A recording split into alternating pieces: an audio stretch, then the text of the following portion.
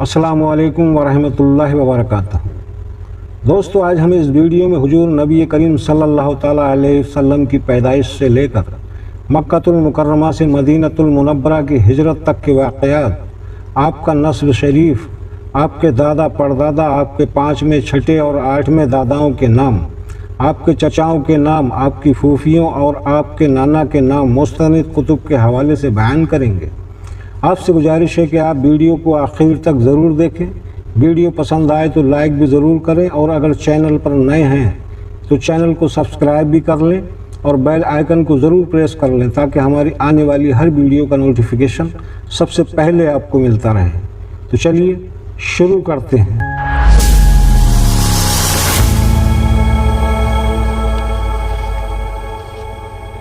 حضور اکرم صلی اللہ تعالیٰ علیہ وسلم کی ولادت سے قبل تمام دنیا تاریکی جہالت کے نرغے میں تھی۔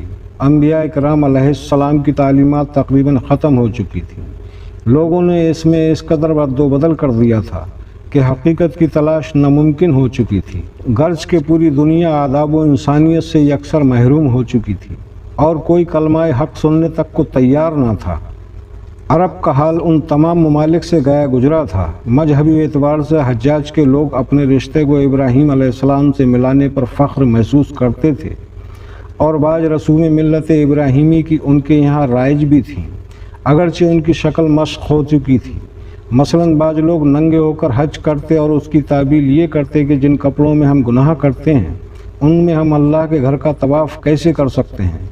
قربانی، مہمان نوازی، وعدہ وفا کرنا، یہ چیزیں عرب کی اچھائیوں میں سے تھیں، مگر ان گنت خرابیوں کے سامنے جو ان میں پائی جاتی تھی ان کی حیثیت نہ ہونے کے برابر تھی۔ عرب میں تمام طرح کی برائیوں کی رسم تھی۔ بعض عرب اپنی بیٹیوں کو زندہ قبر میں دفن کر دیتے تھے۔ اس کی چند وجوہات تھی: جنگ میں قید ہو کر ہمارے دشمنوں کے ہاتھ نہ آئے، کوئی ہمارا داماد نہ بنے، مگر یہ رسم صرف 10% عرب میں تھی۔ اولاد کو رزق کی کمی کی باعث قتل کر ڈالتے تھے۔ جب باپ مر جاتا تو اس کی بیوی بطور میراث لڑکے کے قبضے میں آ جاتی۔ اگر وہ چاہتا تو خود اس سے شادی کر لیتا، اور اگر چاہتا تو کسی دوسرے شخص کے نکاح میں دے کر مہر حاصل کر لیتا۔ بدفعلی لیتے تھے۔ جوا کھیلنا سخاوت کی علامت تھی۔ شراب پینا فیاضی میں شامل تھا۔ بت پرستی عام تھی۔ خانہ کعبہ میں بت موجود تھے، ہر گھر میں بت موجود تھے۔ حالت سفر میں آٹے کے بت ساتھ لے جاتے، اگر ضرورت پڑتی تو ان کو توڑ کر کھا بھی لیتے۔ اپنی جات پات پر فخر میں تھکتے نہیں تھے۔ اس غرض سے میلے لگتے، اور ہر قوم کا خطیب و شاعر اپنی اپنی قوم کی بڑائیاں بیان کرتا۔ اسی سلسلے میں بڑی بڑی جنگیں بھی ہو جاتی تھیں۔ چوری اور ڈکیتی عام تھی۔ لوٹ کا مال خانہ بہادری میں شامل تھا۔ وہ کوئی ایسی بات سننے کو تیار نہ تھے جو ان کی اس عیاشی میں خلل ڈالے۔ توحید خدا بندی کے صرف گنتی کے چند لوگ ہی قائل تھے، وہ بھی قوم کی حالت دیکھ کر گوشائے گمنامی میں تھے۔ ادھر مدینے کے قریب خیبر میں یہود و نصارہ آباد تھے، جو اگرچہ اہل کتاب تھے مگر ان کی حالت مشرکین عرب سے کچھ زیادہ اچھی نہ تھی۔ وہ تورات اور انجیل میں منمانی تحریف کرتے۔ امیر لوگوں کو سزائیں نہیں دی جاتی تھیں، صرف روپیہ پیسہ لے کر ان کے قصور معاف کر دیے جاتے، جبکہ غریبوں پر حدود شریعہ جاری کی جاتی تھیں۔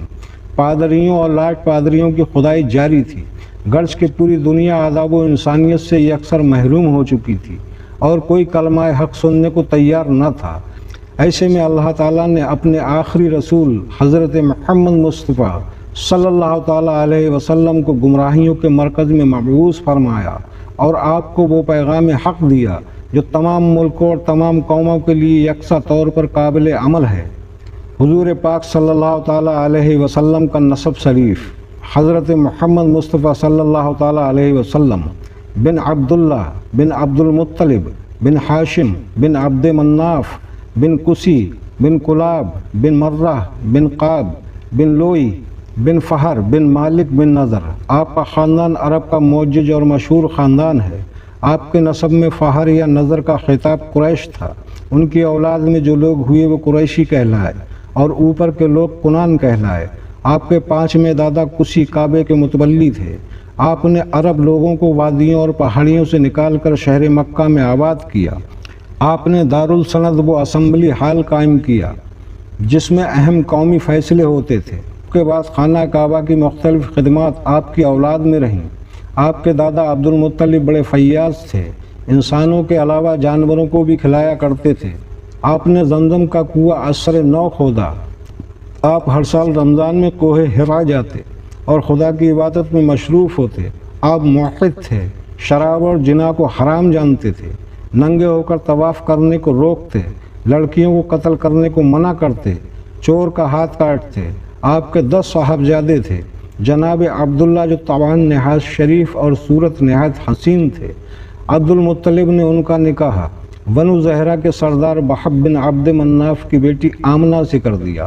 آمنہ عفت و پاک دامنی، حسن و جمال اور دیگر اچھی صفات میں یگانہ روزگار تھیں۔ حضور نبی کریم صلی اللہ تعالیٰ علیہ وسلم کے چچا اور پھوپھیاں، آپ کے دادا عبد المطلب کی بیویوں کی تعداد کچھ اس طرح ہے اور ان کے نام کچھ یوں ہیں، اور جن سے جو اولادیں پیدا ہوئیں ان کے نام بھی اس طرح ہیں۔ سمرہ بنت جندب، ان سے ایک اولاد پیدا ہوئی جس کا نام حارث تھا۔ لبنہ بنت حاجرہ، ابو لہب، اصلی نام عبدالعزیز۔ فاطمہ بنت عمرو، ان سے 9 اولادیں پیدا ہوئیں۔ ابو طالب، عبد مناف، جبیر، عبداللہ، بیدہ، عانقہ، ابراہ، امیہ، اردی۔ خالہ بنت وحیب سے 4 اولادیں پیدا ہوئیں، حضرت حمزہ، مقول، حجل، صفیہ۔ نتیلہ بنت جناف سے 2 اولادیں پیدا ہوئیں، عواس اور زرار۔ ابھی حضور اکرم صلی اللہ تعالیٰ علیہ وسلم کے نور مبین کو اپنی ماں آمنہ رضی اللہ تعالیٰ عنہا کے بطن میں منتقل ہوئے صرف 2 ہی ماہ ہونے پائے تھے کہ آپ کے والد ماجد حضرت عبداللہ رضی اللہ تعالیٰ عنہ اپنے والد کی ننہال بنو عدی میں نجار میں انتقال فرما گئے اور دار نابقہ میں مدفون ہوئے۔ باندھی ام یمین 5 اونٹ اور کچھ بکریاں چھوڑی۔ آپ اصحاب فیل کے واقعے کے 55 روز بعد 12 ربیع الاول شریف کو صبح صادق کے وقت، اس وقت خاک دان عالم میں جلوہ فرما ہوئے۔ آپ نے زمین پر اترتے ہی اپنے دونوں ہاتھ ٹیک دیے، سر آسمان کی طرف اٹھایا۔ بدن سے تیز کستوری کی خوشبو آ رہی تھی، ختنہ کیے ہوئے تھے، نال کٹا ہوا، چہرہ 14ویں کے چاند کے مانند روشن، آنکھیں قدرتی طور پر سرمگی، دونوں شانوں کے درمیان مہر نبوت۔ جب آپ تشریف لائے تو ستارے بحر تاجین جھک گئے، حرم شریف منور ہو گیا، مکے کی پشت زمین اور ٹیلے چمک اٹھے۔ آپ کے آنے سے ایسا نور ظاہر ہوا کہ ملک شام کے محلات اہل مکہ کو نظر آنے لگے۔ شیطانوں کو آسمان پر جانا بند ہوا۔ مدائن میں کسریٰ کا محل پھٹ پڑا اور اس کے 14 کنگورے گر پڑے۔ اس میں اشارہ تھا کہ 14 حکمرانوں کے بعد ملک فارس محمد عربی صلی اللہ تعالیٰ علیہ وسلم کے خادموں کے قبضے میں آ جائے گا۔ فارس کے آتش کدہ ایسے سرد ہوئے کہ ہر چند ان میں آگ جلانے کی کوششیں کی گئیں مگر بے سود۔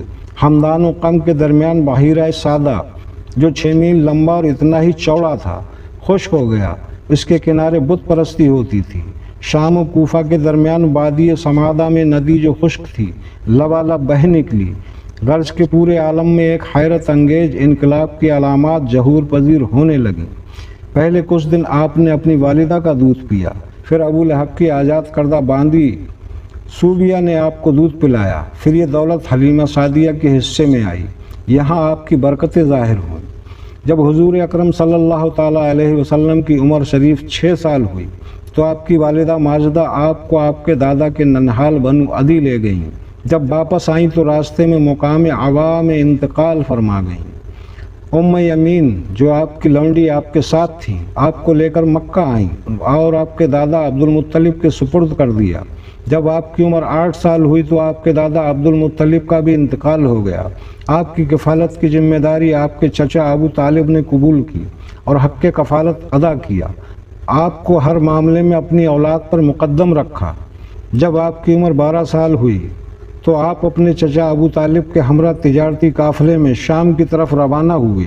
جب قافلہ شہر بصرہ پہنچا تو بحیرہ راہب نے آپ کو ان نشانیوں کی وجہ سے پہچان لیا اور آپ کا ہاتھ پکڑ کر کہنے لگا، یہ سارے جہان کا سردار ہے، اللہ نے اس کو تمام جہانوں کی رحمت بنا کر بھیجا ہے۔ پھر ابو طالب سے کہا کہ تم انہیں مکہ واپس لے جاؤ ورنہ یہودی انہیں قتل کر دیں گے۔ چنانچہ ابو طالب آپ کو شہر بصرہ سے واپس لے آئے۔